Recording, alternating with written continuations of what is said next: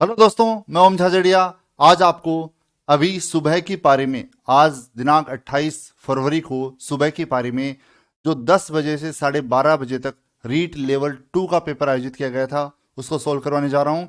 Shift third का ये paper है जो आज सुबह 10 से 12:30 के बीच में आयोजित हुआ है। सभी स्टूडेंट्स को इस बात की बहुत भारी उत्सुकता है कि कब आंसर की आए और कब हम अपने क्वेश्चंस के जो आंसर करके आए हैं उनसे सेटिस्फाई हों कि वो सही हैं या वो गलत हैं, उनको चेक कर सकें। तो इसके लिए मैं अभी आपको सभी वन बाय वन करके सभी क्वेश्चंस को सोल्व करवाने जा रहा हूँ। क्वेश्चंस को सोल्व करवाने से पहले मैं आपको बता देना चाहूँगा कि अपना जो ऐप है वो ऐप आप गूगल प्ले स्टोर से डाउनलोड कर सकते हो। जिस नाम से अपना यूट्यूब चैनल है उसी नाम से अपना ऐप है। ऐप गूगल प्ले स्टोर से आप maths with Om Jhajharia type करके सर्च कर सकते हो, उसको डाउनलोड कर सकते हो।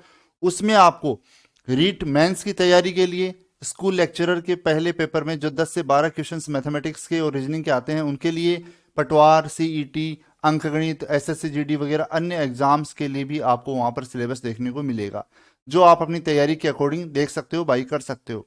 साथ ही इसी नाम से अपना टेलीग्राम चैनल है, मैथ्स विद ओम झाझड़िया के नाम से अपना टेलीग्राम चैनल है। टेलीग्राम चैनल पर भी मैं मैथ्स की क्विज उपलब्ध करवाता हूँ। रोज सुबह आपको एक मैथ्स का क्वेश्चन दिया जाता है और साथ में उसका सॉल्यूशन भी उपलब्ध किया करवाया जाता है। बहुत ही अच्छे अच्छे क्वेश्चन क्विज में डाले जाते हैं, तो आप सभी लोग भी मैथ्स विद ओम झाझड़िया नाम से टेलीग्राम चैनल को सब्सक्राइब कर लें। किसी भी प्रकार की टेक्निकल समस्या आने पर 9672825111 नंबर पर मुझे आप कॉल या व्हाट्सएप मैसेज के द्वारा बता सकते हो। स्टार्ट करते हैं अपन, ज्यादा टाइम नहीं लेता हूं मैं आपका। स्टार्ट करते हैं अपन, आज का पेपर है उसको सॉल्व करते हैं। देखिए, पेपर की मैं बात करूं तो पेपर में 20 क्वेश्चंस मैथमेटिक्स के शिक्षण विधियों को छोड़कर 20 क्वेश्चन मैथमेटिक्स के पूछे गए थे। उन सभी के 20 प्रश्नों को अपन करेंगे। प्रश्नों का जो लेवल था वो बहुत ही आसान था, बहुत ही आसान क्वेश्चन पूछे गए थे। दो चार प्रश्नों को अगर छोड़ दें तो उसके अलावा सभी के सभी क्वेश्चंस बहुत आसान थे। कंफ्यूज करने वाले काफी थे, काफी बच्चों ने सिली मिस्टेक की हैं और छोटे छोटे प्रश्नों को, आसान आसान प्रश्नों को गलत करके आए हैं। वीडियो आपको पसंद आए तो लाइक और शेयर करना नहीं भूलें। और अगर क्वेश्चंस आपको लगे कि ये क्वेश्चन थे और ये ऑप्शन थे तो भी आप कमेंट के माध्यम से मुझे अवश्य बताएं। लास्ट में अपना जो स्कोर है वो स्कोर भी आप कमेंट के माध्यम से अवश्य बताएं। सबसे पहले मैं बात करूं तो प्रायिकता पर आधारित आपसे क्वेश्चन पूछा गया था। प्रायिकता का क्या क्वेश्चन था, देखिए। एक पासे को उछालने पर उसके ऊपर अभाज्य संख्या आने की प्रायिकता क्या होगी। एक पासे को उछाला गया और उस पासे को उछालने पर अभाज्य संख्या आने की प्रायिकता आपसे पूछी गई थी। अभाज्य संख्या आने की प्रायिकता, प्रायिकता बराबर क्या होता है? प्रायिकता बराबर अनुकूल परिणामों की संख्या, अनुकूल परिणामों की संख्या बट्टे में सभी संभव परिणामों की संख्या होती है। इस प्रकार से प्रायिकता की पूरी परिभाषा होती है। प्रायिकता बराबर अनुकूल परिणामों की संख्या बटे सभी संभव परिणामों की संख्या। पासे पर आप जानते हैं 1 से लेकर 6 अंक होते हैं और 1 से लेकर 6 अंकों में अभाज्य जो अंक होते हैं वो होते हैं 2, 3 और 5। ये 3 अभाज्य अंक होते हैं पासे के ऊपर। अगर आपने प्रायिकता का टॉपिक पढ़ा हो तो मैंने उसमें सिखाया था, बताया था, अभाज्य अंक निकालने की प्रायिकता बताई थी। सेम क्वेश्चन बता चुका हूं मैं आपको। यहां पर अनुकूल परिणामों की संख्या कितनी है? 3 संभव परिणाम। पासे को उछालेंगे तो 1 से लेकर 6 तक कोई भी अंक आ सकता है, मतलब कुल संभव परिणाम कितने हैं? 6। तो यहां से प्रायिकता सरल करेंगे तो कितनी होगी? 1/2 होगी, जो आपका आंसर हो जाएगी। इसमें ऑप्शन से 1/3, 2/3 और 2 5/6 भी दे रखे थे। आगे अपन बढ़ते हैं, अगले क्वेश्चन पर आते हैं। अगला क्वेश्चन है वो चक्रवर्ती ब्याज पर आधारित है। देखिए, चक्रवर्ती ब्याज आसान क्वेश्चन है। चक्रवर्ती ब्याज का किस प्रकार से है? कितने समय में 20% की दर से, समय आपको पूछा गया है, कितने समय में 20% की दर से, एक 20% चक्रवर्ती ब्याज की दर से 1,000 रुपए, मतलब मूलधन आपको दे रखा है 1,000 रुपए, 1,000 रुपए का चक्रवर्ती ब्याज आपको बता रखा है यहाँ पर 440 रुपए। तो वह समय क्या होगा? कितने समय में 20% चक्रवर्ती ब्याज की दर से 1,000 रुपए पर 440 रुपए चक्रवर्ती ब्याज प्राप्त होगा, वो आपको ज्ञात करना है। ऑप्शंस आपको दे रखे थे 2 वर्ष, 1 वर्ष, 3 वर्ष और 2 वर्ष 6 माह। 2 वर्ष 6 माह, ये 4 ऑप्शंस आपको यहां पर दिए गए थे। अब यहां पर देखें आप, समय और दर में से एक मान देकर दूसरा मान पूछा जाता है। इस पर आधारित काफी क्वेश्चंस मैंने आपको करवाए थे। चक्रवर्ती ब्याज की सीट में आप देख सकते हो। यहां पर अपने क्वेश्चन करने का तरीका क्या रहता है, चक्रवृद्धि ब्याज की दर 20% है तो 20% का डेल्टा अपन जानते हैं कितना होता है 6/5, और डेल्टा ब्याज की दर से तो बनता ही बनता है, मूलधन और मिश्रधन से भी डेल्टा बनता है। मिश्रधन में मूलधन का भाग देने पर वो डेल्टा ही होता है। मूलधन 1,000 रुपए, ब्याज 440 है, मूलधन में ब्याज जोड़ेंगे तो मिश्रधन हो जाएगा 1440 बट्टे मूलधन, 1440 मिश्रधन बट्टे मूलधन, ये भी क्या है डेल्टा। अब इसको जब तक अपन सरल करेंगे जब तक ये 6/5 की कोई घात नहीं बन जाए, और ये घात अवश्य बनेगी। सरल इसको करें तो 0 से 0 और 4 से और काटेंगे तो 36/25 आएगा। क्या ये 6/5 की कोई घात है? बिल्कुल है। कितनी घात है? 2 घात है। इसका मतलब यहां पर समय जो है वो कितना होगा? 2 वर्ष होगा। आपका आंसर हो जाएगा। चक्रवृद्धि ब्याज में समय देकर दर और दर देकर समय पूछी जाती है। इसके काफी क्वेश्चंस मैं आपको पहले ही करवा चुका हूं। आगे बढ़ते हैं। स्कोर आपका साथ साथ आप बताएं, और साथ साथ आप स्कोर के साथ साथ इसमें आपने जो भी आंसर्स करें उनके बारे में भी आप जरूर कमेंट बॉक्स में कमेंट करें, कमेंट डालें, आपने इस क्वेश्चन को सही किया है या गलत किया है। अगला क्वेश्चन देखिए, बहुत ही आसान है, करवा चुका हूं। सीट आप देखेंगे, अगर सीट देखेंगे अलजेब्रा की तो उसमें करवाया हुआ क्वेश्चन है मेरा, क्या 7 + 4√3 का वर्गमूल। अब इसका भी क्या पूछा आपसे?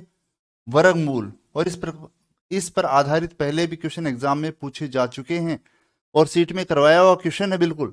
इसका वर्गमूल करना है, इसका अपन वर्गमूल कर देते हैं। ये एक मानक रूप है। बाहर वाले वर्गमूल के अंदर एक छोटा वर्गमूल और है, ये एक मानक रूप है। इसको मानक रूप में थोड़ा सा और चेंज करना पड़ेगा। चेंज कैसे? यहां पर अंदर वाले अंडर रूट के बाहर 2 होना चाहिए, 2 नहीं है तो 2 बनाएंगे। और 2 बनाएगा कैसे? 7 + 4 को आप 2 गुणा में 2 लिख सकते हो, और उसके बाहर √3 है ही। इस 2 को अंदर ले जाएंगे तो अंदर जाकर वर्ग हो जाएगा। ये 7 + 2 को तो बाहर रख लिया, इस 2 को अंदर ले जाएंगे तो 4 हो जाएगा, और 4 से 3 को गुणा करेंगे तो 4 × 12 हो जाएगा। ये इसका अपन ने रूप परिवर्तित कर लिया, और ये एक मानक रूप है। बाहर वाले वर्गमूल के अंदर छोटा वर्गमूल है, उसके बाहर 2 है, तो ये एक मानक रूप है। और इस मानक रूप को सरल करने का सिंपल तरीका क्या होता है? अंदर वाले रूट के अंदर जो भी संख्या उसके ऐसे गुणनखंड करें जिनका योग 7 हो। अब 12 के गुणनखंड 12 एकम 12 भी होते हैं, 6 दूनी 12 भी होते हैं, लेकिन इनका योग 7 नहीं होता। गुणनखंड 4 और 3 जब अपन करेंगे तब 4 और 3 का योग 7 और 4 × 12 दोनों काम हो जाएंगे। तो इसके गुणनखंड क्या हुए? 4 और 3, 4 और 3 दोनों का वर्गमूल करेंगे, बीच में प्लस है तो प्लस और माइनस हो तो माइनस, यहां प्लस है तो अपन प्लस करेंगे। ये इसका सीधा सिंपल करने का तरीका होता है। अब 4 का वर्गमूल कितना होता है? 2 और 3 का वर्गमूल होता नहीं, तो इसका जो आंसर होगा वो क्या होगा? 2 + √3 हो जाएगा। आगे अपन बढ़ते हैं, अगले क्वेश्चन पर आते हैं। देखिए क्वेश्चन अच्छा है और रिपीट हुआ है, काफी बार पूछा जा चुका है इस प्रकार का क्वेश्चन। अगर आपने पुराने पेपर्स देखे हैं या सीट को सरल किया है तो आप इन क्वेश्चंस को बहुत आसानी से सरल कर सकते हो। आगे बढ़ते हैं। जॉन ने एक पुराना फ्रिज खरीदा। जॉन ने एक पुराना फ्रिज खरीद लिया, ठीक है, पुराना फ्रिज खरीद लिया, और उसको खरीदने के बाद उसने क्या किया? 1500 रुपए उसकी मरम्मत पर लगा दिए। उस पर मरम्मत के लगा दिए कितने रुपए? 1500 रुपए, ठीक है। और उसके बाद 1500 रुपए मरम्मत पर करवाकर उसको 8100 रुपए में बेच दिया। कितने रुपए में बेचा उसको? विक्रय मूल्य है उसका 8100 रुपए, 8100 रुपए में बेच दिया, जिससे उसको क्या हो गया? 10% की हानि हो गई।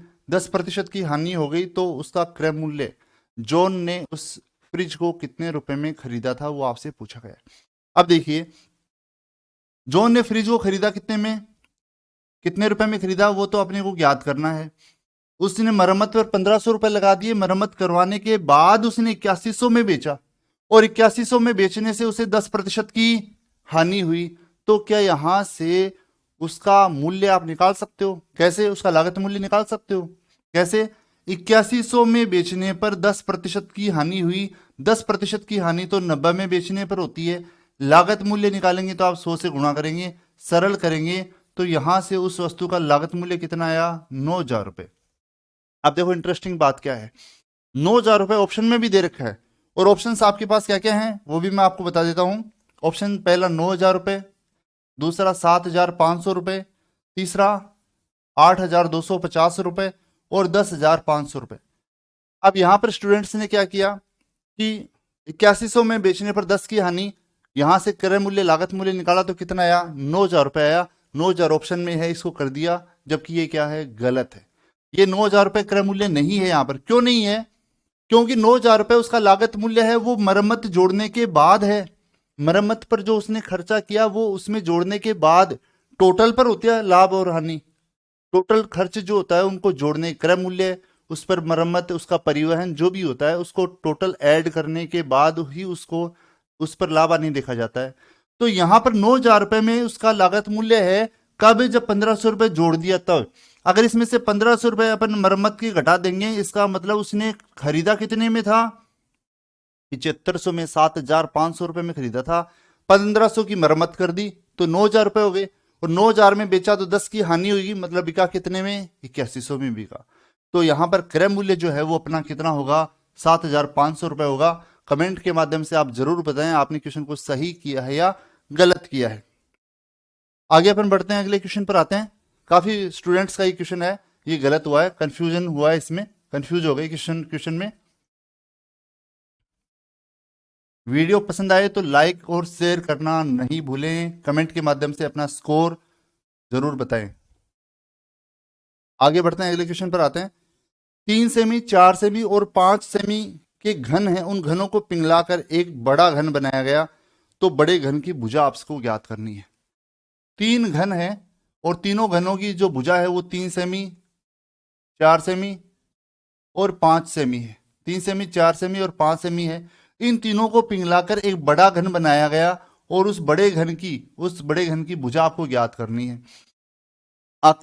एक आकृति को दूसरी आकृति में पिघालकर बनाया जाता है, या छोटी छोटी आकृतियों को पिघलाकर एक बड़ी आकृति बनाई जाती है। इस पर आधारित काफी क्वेश्चंस मेरे आपको बताए हुए हैं।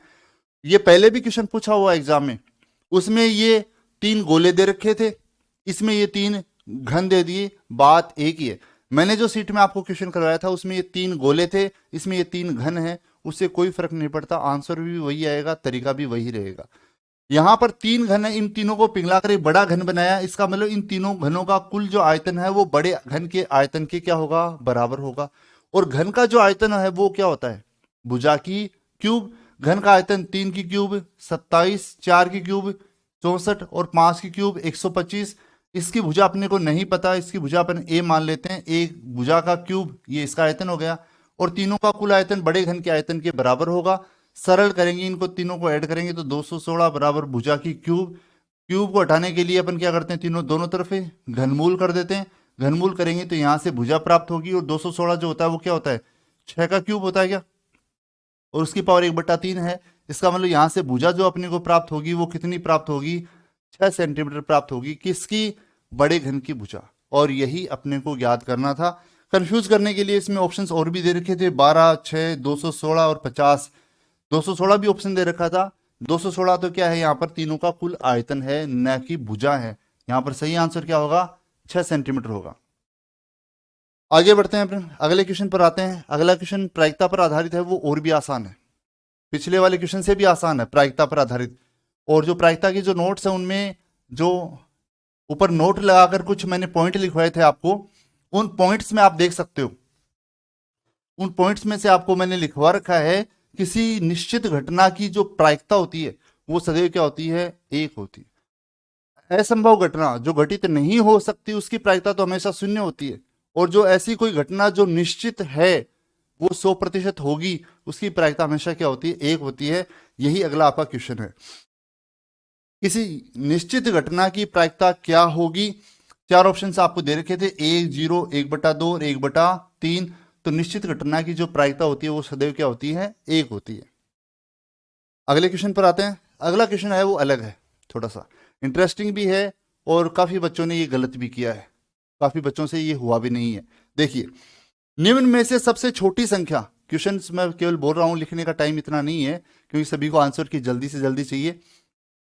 निम्न में से सबसे छोटी संख्या जिसे दो घनों के योग के रूप में, दो घनों के योग के रूप में दो भिन्न प्रकारों से व्यक्त किया जा सकता है।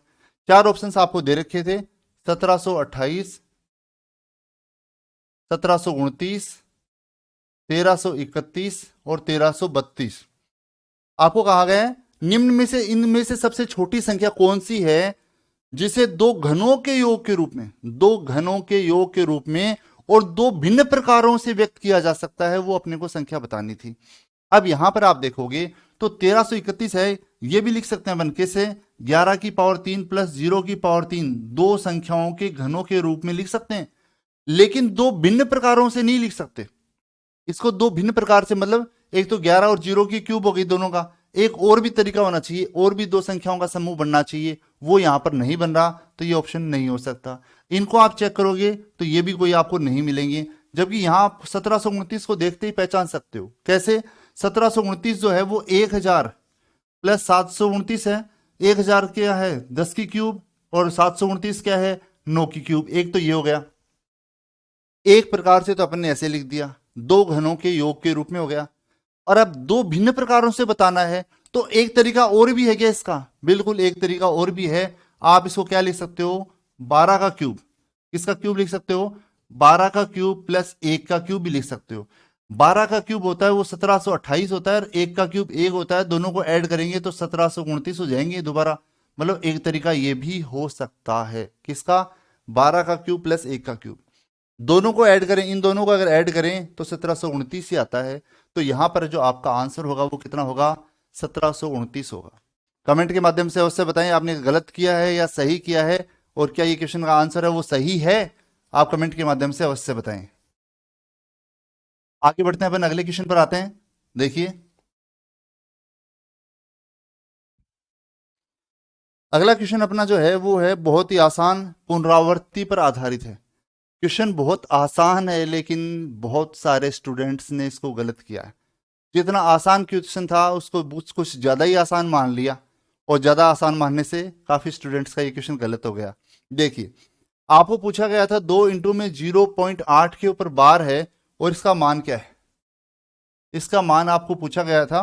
ऑप्शंस आपको दे रखे थे 0.16 के ऊपर बार, 0.17 के ऊपर बार, 1.6 के ऊपर बार, 1.7 के ऊपर बार। ये चार ऑप्शंस आपको दिए गए थे।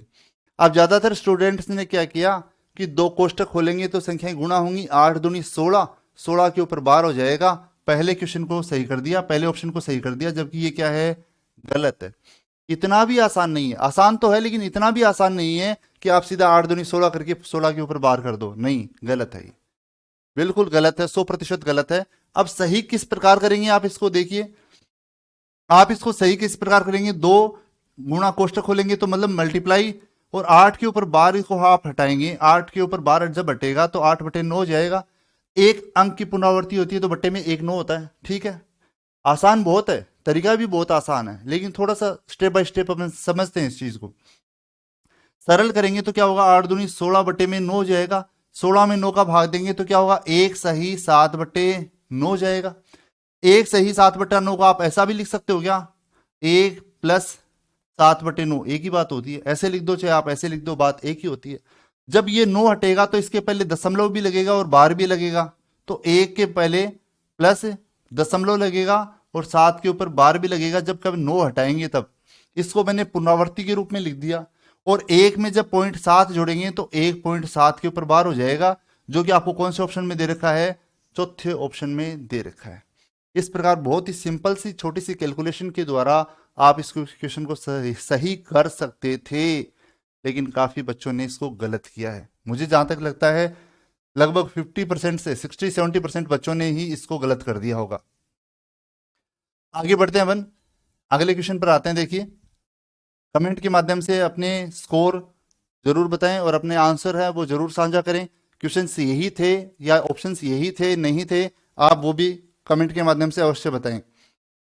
अगला क्वेश्चन है अपना, किसी 8 सेमी भुजा वाले घन के, तो एक 8 सेमी भुजा का एक घन है, एक घन है, इसकी भुजा जो है वो कितनी है, 8 सेमी है। 8 सेमी भुजा इसकी है, घन है, ये घन है, इसका मतलब सभी भुजाएं समान होंगी, 8-8 सेंटीमीटर की होंगी। ठीक है, वाले घन से काटकर बनाए जा सकने वाले बड़े से बड़े बेलन के वक्र पृष्ठ का क्षेत्रफल। इस घन से एक बड़े से बड़ा बेलन काटना है। इस घन से एक बड़े से बड़ा बेलन काटेंगे तो मान लेते हैं बेलन इस प्रकार काटा गया, इस घन से काटा गया, तो जितनी इसकी ऊंचाई है उतनी ही ऊंचाई बेलन की होगी। इसकी ऊंचाई 8 सेंटीमीटर है तो बेलन की ऊंचाई भी कितनी होगी, 8 सेंटीमीटर होगी। और यहां पर देखोगे तो बेलन का आधार जो है वो यहां पर होगा, और यहां पर देखोगे तो आप ये एक तरह से बेलन इस प्रकार काट सकते हैं अपन, बड़े से बड़ा, जब वो चारों भुजाओं को स्पर्श करते हुए, जैसे मान लो इसकी नीचे की जो सतह है वो इस प्रकार होगी, नीचे वाली सतह किसकी, घन की, और जब यहां से आप बेलन काटेंगे तो वो बेलन इसी प्रकार कटेगा। और यहां पर ये कुल लंबाई कितनी है, 8, मतलब ये कुल लंबाई कितनी है 8, तो इसमें त्रिज्या कितनी होगी, फिर 4 ही होगी, आधी होगी। ये पूरी लंबाई 8 है, मतलब व्यास 8 है, तो त्रिज्या कितनी होगी, 4, मतलब इस बेलन की जो त्रिज्या है वो कितनी होगी, 4 सेंटीमीटर होगी। इस घन में से काटे जा सकने वाले बेलन की त्रिज्या जब आपको पता चल गई, ऊंचाई आपको पता चल गई, तो इसके वक्र पृष्ठ का क्षेत्रफल भी आप बता सकते हो। और चारों की चारों जो ऑप्शंस हैं आपको पाई के रूप में दे रखे थे, जैसे 16 पाई, 32 पाई, 64 पाई और 128 पाई। चारों के चारों ऑप्शंस पाई में दे रखे थे, मतलब आपको सॉल्यूशन है वो पाई के रूप में ही देना है। वक्र पृष्ठ, बेलन का जो वक्र पृष्ठ है वो इसके चारों ओर का भाग होता है, और चारों ओर का भाग होता है, वक्र पृष्ठ का जो क्षेत्रफल होता है वो 2 पाई आर एच होता है। 2 पाई आर परिधि, उसको ऊंचाई से गुणा कर देंगे तो वक्र पृष्ठ का क्षेत्रफल 2 पाई आर का मान कितना, 4, ऊंचाई कितनी है 8, 8 चौक 32, 32 दूनी 64 पाई। तो ये इसका कुल पृष्ठीय वक्र पृष्ठीय क्षेत्रफल होगा, जो कि आपको कौन से ऑप्शन में दे रखा है, तीसरे ऑप्शन में दिया गया है। आगे बढ़ते हैं। इसके बाद अगला क्वेश्चन है वो अपना है समलंब चतुर्भुज पर आधारित। समलंब चतुर्भुज दे रखा था एक, उसकी कुछ भुजाएं आपको दे रखी हैं, और भुजाएं देकर आपसे उसका क्षेत्रफल पूछा गया है। देखिए किस प्रकार से है, डायग्राम दे रखा था, वो डायग्राम मैं बनाता हूं आपके लिए, उसके बाद अपन क्वेश्चन को सोल्व करते हैं। देखिए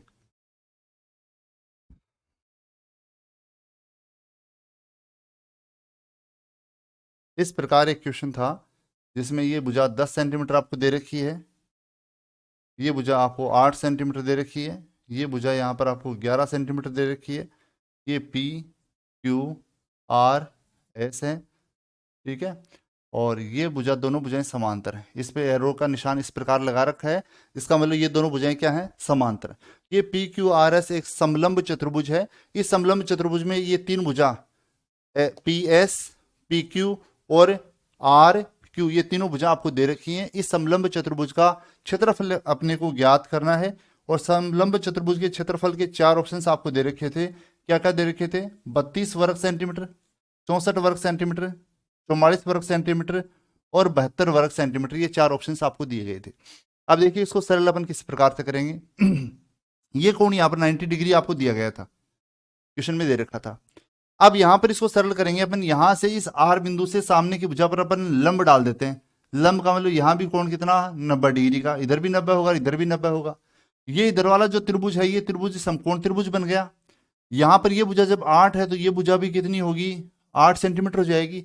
और इस समकोण त्रिभुज में, कौन से समकोण त्रिभुज में, इसको अपन जैसे ओ मान लें तो आर ओ क्यू, इस समकोण त्रिभुज में पाइथागोरस प्रमेय अपन लगाएंगे। पाइथागोरस प्रमेय लंब स्क्वायर प्लस आधार स्क्वायर बराबर है कर्ण स्क्वायर, लंब स्क्वायर प्लस आधार स्क्वायर बराबर कर्ण स्क्वायर से ये जब भुजा निकालेंगे क्या, ओ क्यू, ओ क्यू, तो यहां पर ये ओ क्यू भुजा अपने को कितनी प्राप्त होगी, 6 सेंटीमीटर प्राप्त होगी। किसकी सहायता से, पाइथागोरस प्रमेय की सहायता से ये भुजा अपने को मिलेगी 6 सेंटीमीटर। अब आप मुझे बताएं, ये पूरी भुजा थी 11, पूरी भुजा 11 थी, 11 में से यहां से यहां तक 6 हो गई, तो इधर वाली भुजा कितनी बची, ये बची कितनी, 5 सेंटीमीटर, यहां से यहां तक की ये भुजा 5। जब ये 5 है तो ऊपर वाली ये भुजा भी, ऊपर वाली भुजा भी कितनी होगी, 5 सेंटीमीटर होगी। अब आप क्या समलंब चतुर्भुज का क्षेत्रफल बता सकते हो। समलंब चतुर्भुज का जो क्षेत्रफल होता है वो क्या होता है, क्षेत्रफल बराबर 1/2 समांतर भुजाओं का जोड़ गुणा में उनके बीच की दूरी होता है।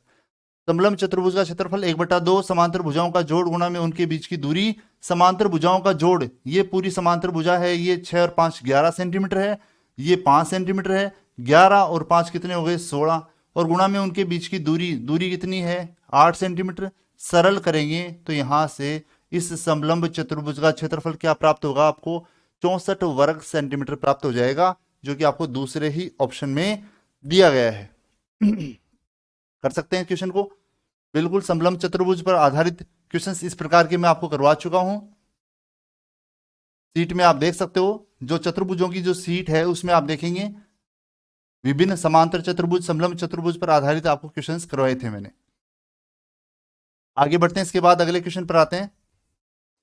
इतना टाइम नहीं है मेरे पास कि मैं आपको एक एक सीट को दिखाऊं, बाकी आप सीटों में देख सकते हो जो भी अपनी सीट है, हर टॉपिक की अलग अलग, प्रत्येक टॉपिक की अलग अलग सीट है, उस सीट में आप देख सकते हो। वीडियो आपको अगर पसंद आ रहा हो तो लाइक शेयर करना जरूर नहीं भूलें, जरूर करें। और जो अपना ऐप है, ऐप जो है वो गूगल प्ले स्टोर से आप maths with Om Jhajharia, maths with Om Jhajharia के नाम से,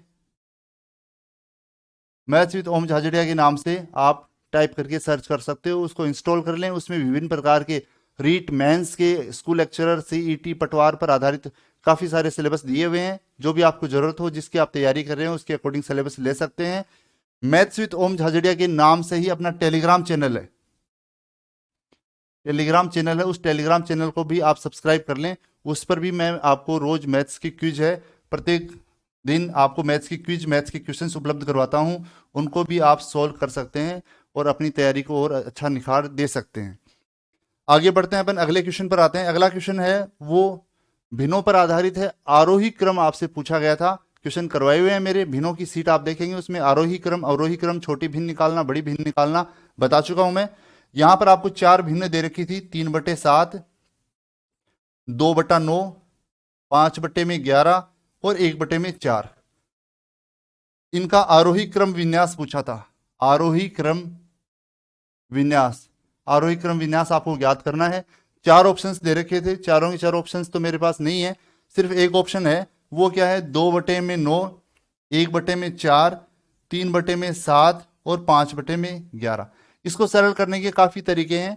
क्या आप चारों में से सबसे पहले सबसे छोटी ढूंढो, फिर उससे बड़ी, फिर उससे बड़ी, वो ढूंढो आप। या तो एक तरीका ये रहता है, दूसरा तरीका होता है कि आप ऑप्शन से ट्राई करो सीधा। तो ऑप्शन से तो बहुत आसानी से हो जाता है। कैसे? मैंने आपको बताया हुआ है, जब कोई भी 2 भिन्न हो, उनको वज्रगुणा करें आप, तो जो गुणा करने पर जो संख्या बड़ी आती है वो बड़ी भिन्न होती है, जो छोटी होती है वो छोटी होती है। जैसे 7 को 2 से गुणा किया तो 7 दूनी 14 हो गया, और 9 को 3 से गुणा किया तो 9 3 कितना होगा? 27 हो गया। 27 बड़ा है 14 से, मतलब ये भिन्न है, वो इससे बड़ी है। वज्र गुणा करके आप इस प्रकार ज्ञात कर सकते हो। अब ये आरोही क्रम है, तो ये संख्या इससे बड़ी होनी चाहिए, ये संख्या इससे बड़ी, ये संख्या इससे बड़ी होनी चाहिए, बढ़ती हुई क्रम होना चाहिए। है या नहीं बढ़ता हुआ क्रम, उसको चेक कर लेते हैं अपन। कैसे? 9 को 1 से गुणा करेंगे, 9 एकम 9, 4 गुणा 2, 4 दूनी 8, ये संख्या इससे बड़ी है, मतलब ये तो सही है, ठीक है। इसके बाद आ गया जो 4 को 3 से गुणा किया, 4 3 12, 7 को 1 से किया, 7 एकम 7, 12 7 से बड़ा है, मतलब ये भी सही है।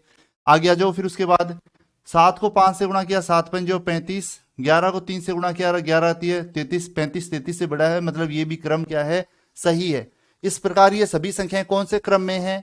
आरोही क्रम में है। मतलब ये अपना जो ऑप्शन है, ये जो भी ऑप्शन था, पहला दूसरा तीसरा, ये अपना क्या होगा? सही होगा। तो ये अपना आंसर हो गया। आगे अपन बढ़ते हैं। आरोही क्रम पर आधारित क्वेश्चंस करवा चुका हूं, जिसमें मैं आरोही, अवरोही, छोटी भिन्न निकालना, बड़ी भिन्न निकालना, पहले भी एग्जाम में काफी बार इस प्रकार के क्वेश्चंस पूछे जा चुके हैं। अगला क्वेश्चन बहुत ही आसान है, छोटा सा एक क्वेश्चन पूछा गया आपसे। एक वर्ग के लिए कितनी सममित रेखाएं होंगी? एक वर्ग के 7वीं 8वीं क्लास में पूछा जाता है क्वेश्चन, सममिति आती है उसमें पूछे जाते हैं। एक वर्ग के लिए कितनी सममित रेखाएं होंगी? सममित रेखा मतलब कितने प्रकार से इसको काटा जा सकता है कि इसके 2 बराबर पार्ट हो जाएं। अगर यहां से मैं बीचों बीच इसको काटूं तो इसके 2 बराबर पार्ट हो जाएंगे। इसी प्रकार मैं अगर इधर से भी इसको काटूं तो इसके 2 बराबर पार्ट हो जाएंगे। जितने अगर बराबर पार्ट हो रहे हैं, इस रेखा से इस वर्ग के 2 बराबर पार्ट हो रहे हैं, मतलब ये एक सममित रेखा है। इसी प्रकार इस रेखा से भी वर्ग के 2 बराबर पार्ट हो रहे हैं, मतलब ये भी सममित रेखा है। इसी प्रकार अगर मैं यहां से खींचूं विकिरणों से सीधा, तो इसके 2 बराबर पार्ट होंगे, ये भी सममित रेखा होगी। इसी प्रकार इधर भी खींचे अपन रेखा, तो ये भी 2 बराबर पार्ट होंगे, ये भी सममित रेखा होगी। इसके अलावा आप कहीं से भी कोई रेखा खींचेंगे तो इस वर्ग के 2 बराबर पार्ट नहीं होंगे। तो यहां पर आप देखोगे तो 2 तो आपने आड़ी रेखा खींची है, 2 आपने सीधी रेखा खींची है। इस प्रकार कुल यहां पर सममित रेखाओं की जो संख्या है वो कितनी होगी? 4 हो जाएगी। अगला क्वेश्चन जो है वो समबहुभुज पर आधारित है। आसान क्वेश्चन आपको दिया गया है। समबहुभुज पर आधारित इस प्रकार के क्वेश्चंस मैं आपको करवा चुका हूं। समबहुभुज के वीडियो या आप उसकी सीट देख सकते हैं। आंतरिक कोण और बहिष्कोण में संबंध आपको बता रखा है और उसके आधार पर आपको भुजाओं की संख्या पूछी गई है। किसी समबहुभुज का प्रत्येक बहिष्कोण, मान लो ये कोई समबहुभुज है, अब भुजाएं कितनी है वो नहीं बना रहा, मैं थोड़ा सा बना रहा हूँ। इस समबाहुभुज की इस भुजा को अपन आगे बढ़ा लेते हैं। आगे बढ़ाएंगे तो ये अंदर वाला जो कोण है ये आंतरिक कोण होगा, ये बाहर वाला कोण है ये बहिष्ठ कोण हो जाएगा। ठीक है, अब इस समबाहुभुज की मैं बात कर रहा हूं। इस समबाहुभुज में किसी समबाहुभुज का प्रत्येक जो बहिष्ठ कोण है वो उसके अंतः कोण का 2/7 है। अंतः कोण का 2/7 है। अंतः कोण को अपन x मान लेते हैं, तो x का 2/7 क्या होगा, 2x/7 होगा। ये अगर अंतः कोण है तो ये कौन सा कोण हो गया, बहिष्ठ कोण हो गया। आपको पता है अंतः कोण और बहिष्ठ कोण दोनों का जो योग होता है वो 180 डिग्री होता है। पूरा कोण क्या सीधी सरल रेखा पर बना हुआ कोण है, तो पूरे कोण का योग 180 होगा। जैसे आप दोनों को ऐड करेंगे x प्लस 2x/7 करेंगे और इन दोनों का योग कितना होगा, 180 है, उसके बराबर करेंगे तो यहां से x का मान आ जाएगा। सरल करेंगे अपन बट्टे में एक करके 7x प्लस 2x 9x/7 बराबर 180। सरल करेंगे तो 180 गुणा में 7 बट्टे में 9, 9 से काटेंगे 20, 20 गुणा 7 140। मतलब यहाँ x की वैल्यू 140 आई। मतलब जो अंदर वाला जो कोण है, अंदर वाला कोण कितना है 140 डिग्री का। जब आंतरिक कोण 140 डिग्री का है तो बहिष्ठ कोण 40 डिग्री का होगा। क्यों, क्योंकि दोनों का योग 180 होता है। जब अंतः कोण जो है वो 140 डिग्री का है, मतलब इसका बहिष्ठ कोण है वो 40 डिग्री का होगा। और बहिष्ठ कोणों के योग में अगर एक कोण का भाग देंगे तो भुजाओं की संख्या आ जाएगी या कोणों की संख्या आ जाएगी। बहिष्ठ कोणों का योग, किसी भी समबाहुभुज के बहिष्ठ कोणों का योग सदैव 360 डिग्री होता है। और बहिष्ठ कोणों के योग में एक कोण का भाग दे देंगे तो यहां से भुजाओं की या कोणों की संख्या आ जाएगी, और वो कितनी होगी, यहां से 9 होगी। ऑप्शंस में आपको 9, 10, 8, 12 दे रखे थे, यहां आंसर अपना क्या होगा, 9 जाएगा। आगे बढ़ते हैं अपन। अगला क्वेश्चन है वो दंड आरेख पर आधारित एक छोटा सा क्वेश्चन आपको दिया गया था। दंड आरेख बहुत ही आसान था, शायद जहां तक मैं समझता हूं ये क्वेश्चन किसी ने गलत नहीं किया होगा।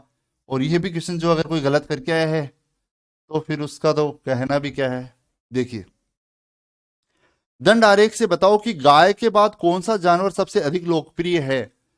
दंड आरेख जो है वो कुछ इस प्रकार का आपको दे रखा था, मैं शॉर्ट के रूप में बना रहा हूं। यहां पर आपको जैसे आपको दे रखा हो, यहां आपको दे रखा जैसे ये 8 तक था, इसमें सीधा ही मैं यहीं लिख देता हूं 8। यहां पर आपको दे रखा था कुत्ते, इसके बाद आपको दे रखा था इससे थोड़ा सा और ऊपर 10 दे रखा था, और ये क्या है, गाय। इसके बाद आपको दे रखा था यहां पर इस प्रकार से 6 पॉइंट तक दे रखा था, ये क्या थी, बकरी। उसके बाद यहां पर आप देखोगे तो 4 तक दे रखा था आपको, क्या दे रखा था, खरगोश। और उसके बाद अगर बात करोगे आप तो यहां पर आपको 5 पॉइंटों तक दे रखा था, मान किसका था, बिल्ली। ये इस प्रकार का एक दंड आरेख आपको दे रखा था। सब सर्वाधिक लोकप्रिय जो पशु है वो तो अपने को पता है गाय है, क्योंकि गाय की क्वांटिटी यहां पर देखोगे तो 10 है, तो सबसे ज्यादा लोकप्रिय तो गाय है। लेकिन ये नहीं पूछा आपसे, आपसे पूछा गाय के बाद कौन सा जानवर सबसे अधिक लोकप्रिय है। अब गाय के बाद देखोगे तो इनको 4, 5, 6, यहां अगर देखोगे तो 8 है, मान यहां पर सबसे ज्यादा है। मतलब गाय के बाद जो सर्वाधिक लोकप्रिय जो जानवर है वो क्या है, कुत्ते हैं। ये आपका आंसर सही होगा यहां पर। आगे बढ़ते हैं, इसके बाद अगले क्वेश्चन पर आते हैं। देखिए, एक दंडारेख पर आधारित क्वेश्चन पूछा गया था और एक था पाई चार्ट पर आधारित क्वेश्चन भी पूछा गया था। पाई चार्ट का क्वेश्चन है मैं बाद में भी करवाता हूं आपको। अगला क्वेश्चन जो है वो अपना है घातांक पर आधारित। घातांक का क्वेश्चन पूछा गया, अच्छा क्वेश्चन है। देखिए, कंफ्यूज भी कर देता है थोड़ा सा, बाकी कुछ विशेष नहीं कर सकते। जिनकी पढ़ी हुई अच्छे से घातांक, उनके लिए कोई दिक्कत इसमें नहीं होगी। 64 का वर्गमूल और उसकी घात है वो 2/3 प्लस यहां दोबारा 64। देखिए, यहां अंदर तो 64 है, यहां पर 3 है, मतलब ये क्या है, घनमूल है। और उसकी पावर कितनी दे रखी है, 3/2।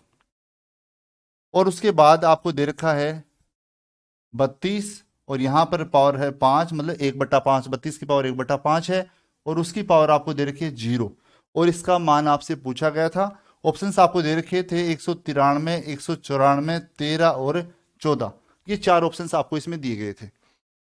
इसको सरल करना है, सरल करने के बाद अपना मान बताना है। कमेंट में आप अपना आंसर है वो जरूर बताएं, क्या आपने किया इसमें 193, 194, 13 या 14। देखिए, सरल अपन करते हैं। सबसे पहला काम अपना देखो, मैं शॉर्ट में बता रहा हूं, थोड़ा जल्द समझ लें आप। 64 का वर्गमूल करेंगे। 64 का वर्गमूल कितना होगा, 8। 8 की पावर कितनी है, 2/3। 8 का पहले में 3 घात है, बट्टे में 3 घात है तो घनमूल कर देता हूं। 8 जो होता है वो 2 की पावर 3 होता है क्या, 2 की पावर 3 होता है, 3 से 3 कोष्टक खोलेंगे तो घात से घात कट जाएगी, 2 की पावर 2 कितना हो जाएगा, 4 हो जाएगा। ठीक है, यहां देखो, यहां इसके बाद अपन सरल करें इसको तो 64 का घनमूल करेंगे सबसे पहले। 64 जो होता है वो किसका घन होता है, 4 का घन होता है क्या 64। ये 3 से पावर 3, 1/3 कैंसिल हो जाएगी। अब यहां पर बचा क्या, 4 की पावर बची कितनी, 3/2। 4 जो होता है वो क्या होता है, 4 होता है वो 2 की पावर 2 होता है, कोष्टक खोलेंगे घात से घात कैंसिल, और 2 की पावर 3 करेंगे तो ये मान कितना हो जाएगा, 8 हो जाएगा। यहां पर अंदर कुछ भी संख्या होगी, घात कितनी है, 0, और किसी भी संख्या की घात 0 करने पर उसका मान सदैव कितना होता है, 1 होता है। सरल करेंगे तो 4 8 12, 12 और 1 13, मतलब यहां पर तीसरा जो ऑप्शन है वो आपका सही होगा, 13 आंसर हो जाएगा। आगे बढ़ते हैं, इसके बाद अगले क्वेश्चन पर आते हैं, जो अभी मैं आपको बता रहा था। कौन सा क्वेश्चन था, पाई चार्ट पर आधारित। जिस प्रकार दंड आरेख का क्वेश्चन था वो बहुत ही आपको आसान पूछा गया था, उसी प्रकार पाई चार्ट का क्वेश्चन भी इसमें बहुत ही आसान आपको पूछा गया है। पाई चार्ट पर आधारित है। देखिए क्वेश्चन क्या था। वीडियो को लाइक और शेयर करना नहीं भूलें, सभी लाइक कर दें और शेयर करें जरूर। जो भी कैंडिडेट एग्जाम दे के आए हैं, और भी जो कैंडिडेट एग्जाम दे के आए हैं, पात्रता परीक्षा दे के आए हैं, उन सभी को इसका सॉल्यूशन मिले, इसलिए सभी वीडियो को ज्यादा से ज्यादा शेयर करें। अगला क्वेश्चन अपना पाई चार्ट पर आधारित है। पाई चार्ट किस प्रकार से था, कुछ इस प्रकार से आपको दे रखा था। मैं सभी मान नहीं लिख रहा, जो केवल आपको चाहिए वही 2 मान लिख रहा हूं मैं यहाँ पर। एक यहाँ पर मान दे रखा था आपको 15%, ये मान आपको दे रखा था 15%, और ये किस पर आधारित था, बचत पर आधारित। और इसी प्रकार यहाँ पर आपको एक मान आपको दे रखा था 25%, और ये 25% जो मान था किस पर आधारित था, भोजन पर आधारित। बाकी और भी दे रखे हैं, 10% कपड़े पर, 20% अन्य, 5% परिवहन, 10% किराया, 15% शिक्षा। वो और भी मान इसमें खर्च आपको और भी दे रखा था। बचत तथा, क्वेश्चन क्या था, बचत तथा विभिन्न मदों पर व्यय को एक पाई चार्ट है वो दर्शाता है। ये पाई चार्ट जो है बचत और अलग अलग मदों पर खर्च को दर्शाता है। ठीक है, एक परिवार की बचत 3,000 रुपए है, आपको दे रखा है एक परिवार जो है उसकी बचत कितनी है, 3,000 रुपए है, तो उसका भोजन पर खर्च ज्ञात कीजिए।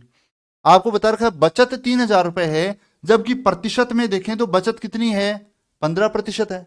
तो ये बचत 3,000 रुपए जो है ये प्रतिशत में मान किसका होगा, 15 का। जो पूछा जाए उससे गुणा। आपसे पूछा है परिवार का भोजन पर खर्च, भोजन पर खर्च प्रतिशत में कितना है, 25, तो 25 से आप इसको गुणा करेंगे, सरल करेंगे तो 25 दूनी 50, मतलब यहां पर भोजन पर जो खर्चा होगा वो कितना होगा, 5,000 रुपए होगा। बहुत ही आसान क्वेश्चन आपसे पूछा गया था। ऑप्शन और भी दे रखे थे आपको, 3,000, 2,500, 20,000, इस प्रकार 4 ऑप्शंस आपको दे रखे थे, जिनमें से सही ऑप्शन अपना क्या होगा, सही आंसर क्या होगा, वो 5,000 रुपए हो जाएगा यहां पर। आगे बढ़ते हैं, इसके बाद अगले क्वेश्चन पर अपन आते हैं। अगला क्वेश्चन देखिए किस प्रकार से आपसे पूछा गया था। अगला क्वेश्चन आपको पूछा गया था एक कोण पर आधारित क्वेश्चन। एक आपको आकृति दे रखी थी जिसमें 2 समांतर रेखाएं भी आपको दे रखी हैं, और उनमें आपको x की वैल्यू पूछी गई थी। x का मान क्या होगा वो आपको यहां पर ज्ञात करना था। देखिए एक डायग्राम किस प्रकार से था,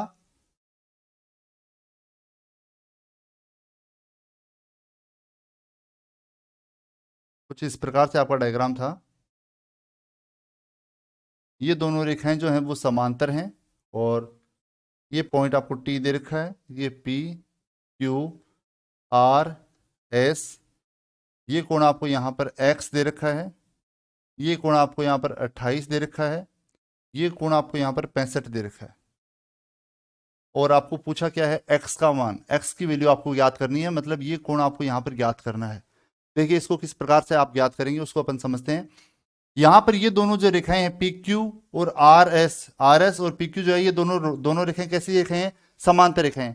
और समांतर रेखाओं, जब दो कोई समांतर रेखाएं हैं उनको एक तिर्यक रेखा काटेगी तो एकांतर कोण बराबर होंगे। एकांतर कोण मतलब ये पूरा कोण और ये पूरा कोण दोनों आपस में बराबर होंगे। जब 2 समांतर रेखाओं को एक तिर्यक रेखा काटेगी तो एकांतर कोण बराबर होंगे। ये पूरा कोण 65 का है तो ये भी पूरा 65 का होगा। 65 में से ये 28 घटा देंगे तो ऊपर वाला कोण कितना बचेगा, 37 डिग्री का बचेगा। क्वेश्चन में आपको ये समकोण दिया हुआ था, अगर आपको ध्यान हो तो समकोण दिया हुआ था। अब ये कोण जो है, कौन सा कोण, PSQ, ये कोण समकोण त्रिभुज हो गया। समकोण त्रिभुज हो गया, मतलब तीनों कोणों का योग 180 डिग्री होगा। 180 में से 90 तो ये कट गए, और 90 में से 37 आप घटा दोगे तो ये कोण जो है वो आपका कितना बचेगा, 53 डिग्री का बचेगा। मतलब x की वैल्यू जो होगी वो 53 हो जाएगी। आपको 4 ऑप्शंस दे रखे थे, 53, 56, 37 और 93, 4 ऑप्शन दे रखे थे, जिनमें से आपका आंसर जो है वो कौन सा होगा, 53 डिग्री हो जाएगा। आगे बढ़ते हैं, अगले क्वेश्चन पर अपन आते हैं। देखिए प्रतिशत का एक बहुत ही आसान क्वेश्चन, वही बात है, देखो लगभग क्वेश्चन आपने देखे होंगे, लगभग क्वेश्चन आसान ही आ रहे हैं यहाँ पर। 2-4 क्वेश्चंस को अगर आप छोड़ दें तो बाकी सभी क्वेश्चंस हैं वो आसान है। कुछ तो इतने आसान है कि आपने उनको ज्यादा ही आसान मान लिया और क्वेश्चंस को गलत भी कर दिया। अगला क्वेश्चन अपना है वो 1/2 का 20% प्लस 1/3 का 30% है, उसका मान आपको निकालना था। 1/2 का 20% और 1/3 का 30% आपको बताना था। सरल इसको जब आप करेंगे तो क्या होगा, 1/2 का मतलब गुणा 20%, प्रतिशत हटाएंगे तो बट्टे में 100 करेंगे तो 1/5 हो जाएगा, परसेंटेज हटा दिया मैंने यहाँ पर। 1/3 का मतलब गुणा, प्रतिशत हटाएंगे बट्टे में 100, 0 से 0 कटेगा तो बचेगा कितना, 3/10, 3 से 3 कट गया, ये हो गया 1/10 प्लस ये भी 1/10 मतलब 2/10 और 2/10 मतलब 1/5। इसको सरल करने पर इसकी वैल्यू जो है वो आपको कितनी प्राप्त हुई, 1/5 प्राप्त हुई। अब ऑप्शन में 1/5 नहीं दे रखा था आपको, ऑप्शन में भी इसी प्रकार की संख्याएं आपको दे रखी थी, इसी प्रकार के ऑप्शन आपको दे रखे थे, उनको सरल करना पड़ेगा, और सरल करने पर जिसका मान 1/5 आएगा वही अपना आंसर होगा। अब देखिए ऑप्शन सभी नहीं बताकर मैं सिर्फ आपको आंसर बता रहा हूं। यहां पर 2/5 का 50% एक ऑप्शन आपको दिया हुआ था, 2/5 का 50%, तो इसको जब आप सरल करेंगे तो 2/5 का मतलब गुणा 50% मतलब 1/2, सरल करेंगे तो वैल्यू इसकी 1/5 आएगी, जो इसके क्या है, बराबर है। मतलब ये ऑप्शन जो है वो आपका क्या है, सही है। 2/5 का 50% होगा, वो आपका आंसर हो जाएगा। सही है। आगे बढ़ते हैं अपन। यूट्यूब चैनल को सभी सब्सक्राइब कर लें, और इस पर जो भी आपके वीडियोस आते हैं उनको आप ध्यान से देखें। कंपटीशन एग्जाम की तैयारी के लिए आपके लिए बहुत ही फायदेमंद होंगे। जो भी क्वेश्चंस मैं आपको करवा रहा हूँ, टेलीग्राम पर क्विज डाल रहा हूँ, वो भी बहुत ही अच्छे क्वेश्चंस की उपलब्ध करवा रहा हूँ, तो आप उनको भी रोज उनको सुबह उठते ही अपना एक क्वेश्चन है वो जरूर आप सोल्व करें, जिससे आपकी हैबिट भी बनी रहेगी। अच्छे अच्छे क्वेश्चन जब आप देखेंगे तो आपकी प्रैक्टिस भी होगी और आपको पता चलेगा कि आपका लेवल है वो किस प्रकार का है, कहाँ तक आपने तैयारी कर ली है। आगे बढ़ते हैं अपन, अगले क्वेश्चन पर आते हैं। x³ प्लस y³ का मान ही आपसे पूछ लिया। अब बोलिए इतना आसान क्वेश्चन पूछा जा सकता है क्या? कुछ नहीं है इसमें, ये केवल एक अलजेब्रा का फॉर्मूला है और वो फॉर्मूला ही आपसे पूछ लिया गया। a³ प्लस b³ कह दो, चाहे x³ प्लस y³ कह दो। x³ प्लस y³ का फॉर्मूला क्या होता है, x प्लस वाई इंटू में x² minus XY plus y², ये इसका एक फॉर्मूला होता है, बीजगणित का एक सूत्र होता है, अलजेब्रा का सूत्र होता है, जो कि आपको सीधा पूछ लिया। ऐसे 4 ऑप्शंस बना रखे थे, जिसमें किसी में इसमें माइनस कर दिया, कहीं ये प्लस कर दिया, कहीं ये माइनस कर दिया, चेंज कर करके 4 ऑप्शन बनाए थे, कंफ्यूज करने का प्रयास किया था। सही आंसर इसका ये होगा। अगले क्वेश्चन पर अपन आते हैं। यहां पर आपसे 20 क्वेश्चन पूछे गए थे। अगला क्वेश्चन है क्वेश्चन नंबर 20। कितने समय में कोई धन, देखिए साधारण ब्याज पर आधारित क्वेश्चन है, मूलधन, दर, समय और ब्याज और मिश्र धन, साधारण ब्याज पर आधारित है। कितने समय में कोई धन, कुल राशि कितनी मान लेते हैं अपन, 100। समय आपको ज्ञात करना है। कुल राशि का योग 15% वार्षिक साधारण ब्याज की दर से, 15% वार्षिक साधारण ब्याज की दर से दुगुना हो जाएगा। कितने समय में कोई धन कुल राशि, कोई धन का कुल राशि का योग, कुल राशि का जो योग है वो 15% वार्षिक साधारण ब्याज की दर से दुगुना हो जाएगा। धन कितना है, 100, और वो दुगुना हो जाएगा तो कितना हो जाएगा, 200 रुपए हो जाएगा। और मिश्र धन में से जब आप मूलधन घटा देंगे तो क्या ब्याज आ जाएगा। मिश्र धन 200 है, उसमें से मूलधन 100 रुपए घटा देंगे तो ब्याज कितना होगा, 100 रुपए। और मैं आपको बता चुका हूं, जब मूलधन 100 रुपए हो तो दर गुणा समय ब्याज के बराबर होता है, और अगर आप ब्याज में दर का भाग देंगे तो वहां से आपको क्या प्राप्त हो जाएगा, समय प्राप्त हो जाएगा। सरल करेंगे, 5 का भाग देंगे तो ये 20/3 आएगा, 20 में 3 का भाग देंगे 6 सही 2/3 वर्ष आएगा। लेकिन ऑप्शंस आपको इस प्रकार के नहीं दे रखे थे, ऑप्शंस आपको वर्षों में और महीनों में दे रखे थे, तो इस वर्ष को आप महीनों में चेंज कर दो। 6 वर्ष तो पूरे पूरे हैं ही, और 2/3 वर्ष को महीनों में चेंज करेंगे तो 12 से गुणा करेंगे, 12 से गुणा करेंगे तो ये महीने कितने बन गए, 4 दूनी 8। ये यहां पर देखोगे तो 6 वर्ष 8 माह बन जाएंगे, जो कि आपको ऑप्शन में दे रखा था। ये अपना आंसर हो जाएगा। इस प्रकार आपने सभी के 20 के 20 क्वेश्चंस को सरल कर लिया। पेपर का लेवल भी आपने देख लिया कितना आसान था, 4-5 क्वेश्चंस को छोड़कर बाकी सभी के सभी क्वेश्चंस बहुत ही आसान थे। वीडियो पसंद आए तो लाइक और शेयर करना नहीं भूलें। टेलीग्राम चैनल को भी सब्सक्राइब कर लें और यूट्यूब चैनल को भी सब्सक्राइब कर लें। Okay, thank you.